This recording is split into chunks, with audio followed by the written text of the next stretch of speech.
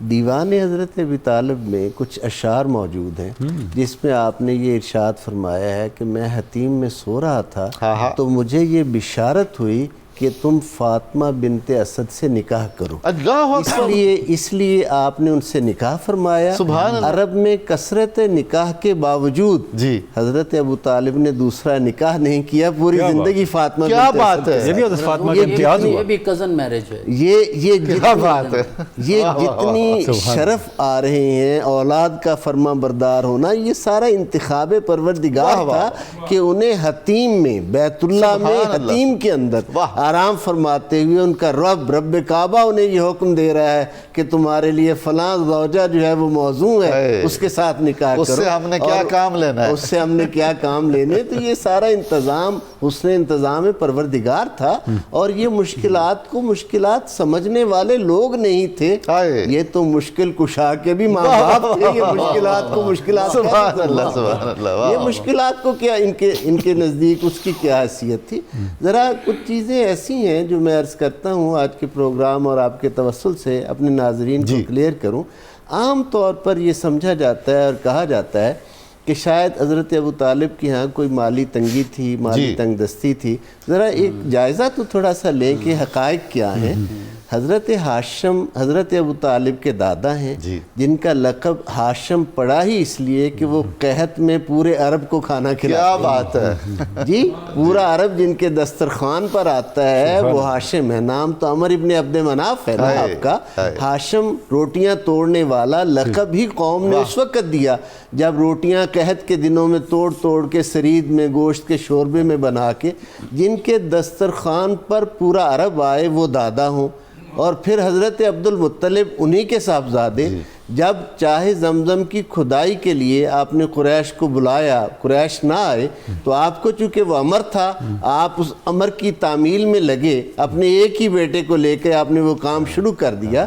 اور جب زمزم کے کنویں کی گہرائی تک پہنچے تو نیچے وہ کئی کلو کے حساب سے سونا جو حرم کے جو تھا وہ چڑھاوے کے طور پر بتوں کے سونے کے ہرن جو تھے، ہرن کے ماڈل جو تھے وہ کئی کلو کے حساب سے سونا تھا۔ اور میں یہ بات ایسے نہیں کر رہا، دارالسلام نے جو سیرت انسائیکلوپیڈیا شائع کیا ہے اس کی دوسری جلد میں اس کی ساری تفصیل موجود ہے، اور وہ سونا کلوز کے حساب سے، اور اس کو جب نکالا تو اب قریش آ گئے کہ ہمیں حصہ دو۔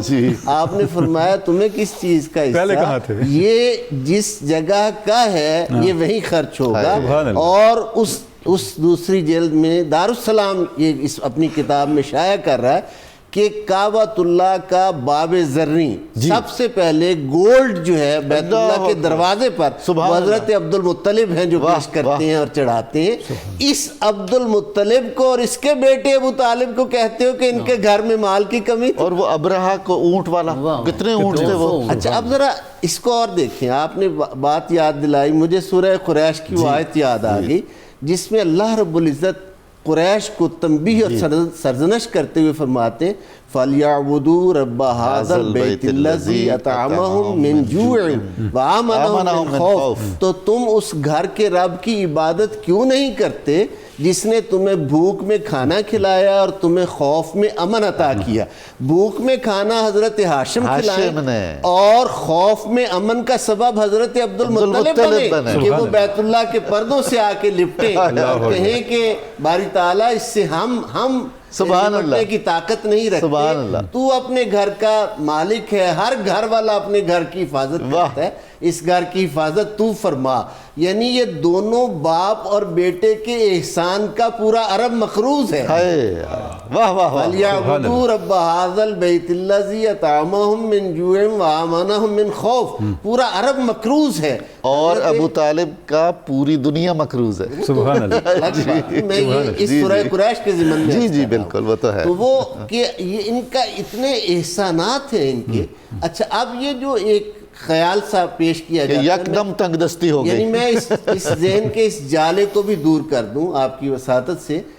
عرض یہ ہے کہ جب 12 سال کی میرے آقا صلی اللہ علیہ وآلہ وسلم کی عمر مبارک ہے، جب شام کا سفر تجارتی قافلہ ہوتا ہے، بحیرہ کی کلیسا میں خانقاہ میں یہودی آتے ہیں اور وہ حضور علیہ السلام کو اذیت پہنچانے لگتے ہیں۔ اب یہ کتنی بڑی بات ہے کہ شام کے یہودیوں کو پتہ ہے کہ یہ نبی آ گیا، اور جو مکہ سے ساتھ لے کے آ رہا ہے اس کو پتہ ہی نہیں ہے کہ ان کی شان کیا ہے، ان کا مقام کیا ہے۔ بہرحال دیوان ابی طالب میں وہ اشعار موجود ہیں۔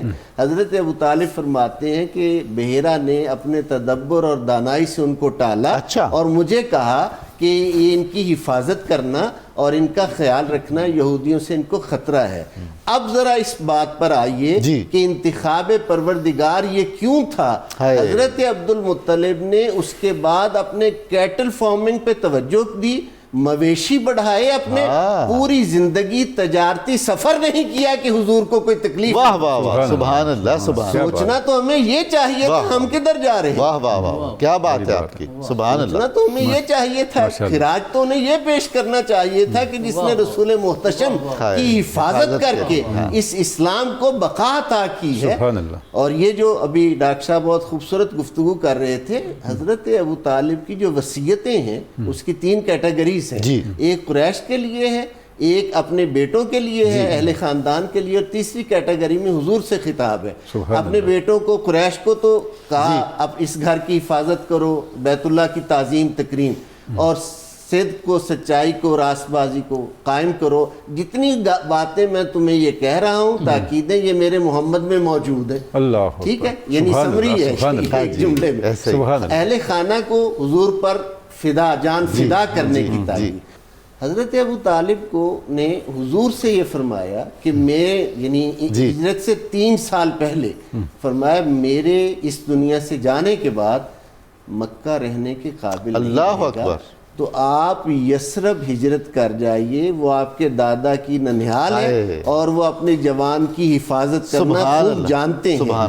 ہجرت سے 3 سال پہلے ہجرت گاہ کی تک نگاہ ابو طالب تھی کہ اسلام کو وہ تائید اور حمایت اور وہ جماعت کہاں سے ملنی ہے جس نے اسلام، جس کے ذریعہ سے اسلام پر پروان چڑھنا ہے۔ اس ابو طالب کے بارے میں کس طرح کی باتیں کی جا رہی ہیں، ان کی عظمت کو سمجھا ہی نہیں جا رہا۔